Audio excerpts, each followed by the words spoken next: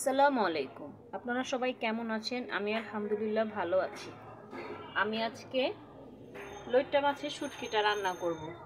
এজন্য শুটকিটাকে প্রথমে কেটে পরিষ্কার করে নিছি আর ভালো করে ধুয়ে নিছি। আর এখানে হলুদের গুঁড়া, মরিচের গুঁড়া, ধনিয়ার গুঁড়া, লবণ নিয়ে নিছি। আর এখানে পেঁয়াজ কুচি করে নিছি, কাঁচামরিচ কেটে নিছি। পরিমাণ মতো পেঁয়াজ কুচি দিয়ে দিছি। এখন তেল দিয়ে দিব। পেঁয়াজগুলো আমি বাদামি কালার করে ভেজে নিব। এমন অনেকে আছেন যারা আমার চ্যানেলে রান্নার ভিডিওগুলো প্রতিদিন দেখেন, কিন্তু এখনও আমার চ্যানেলটি সাবস্ক্রাইব করেননি। প্লিজ আমার চ্যানেলটি সাবস্ক্রাইব করে আমার পাশে থাকবেন আর সাথে থাকা বেল বাটনটি ক্লিক করে রাখবেন।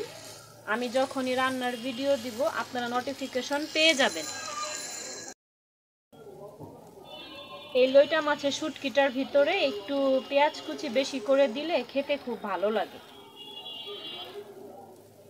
পেঁয়াজগুলো বাদামি কালার করে ভাজা হয়ে গেলে আমি তখন মশলাগুলো সব দিয়ে দিব। এখন আমি মশলাগুলো দিয়ে দিতেছি। একটু পানি দিয়ে দিব যাতে মশলাগুলো পুড়ে না যায়।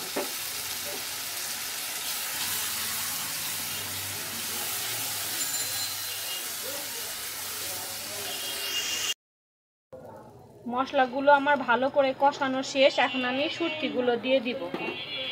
কাঁচামরিচগুলো দিয়ে দিলাম। এখন শুটকিগুলো এই মশলার সাথে ভালো করে আমি কষিয়ে নিব।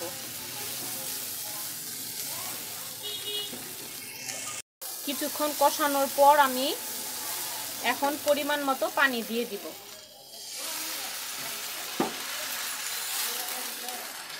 আমার রান্নাগুলো যদি আপনাদের কাছে একটু হলেও ভালো লাগে, প্লিজ আমার রান্নার ভিডিওর নিচে একটি লাইক দিয়ে দিবেন। আর আমার রান্নাগুলো আপনাদের কাছে কেমন লাগে কমেন্ট বক্সে কমেন্ট করে জানাবেন।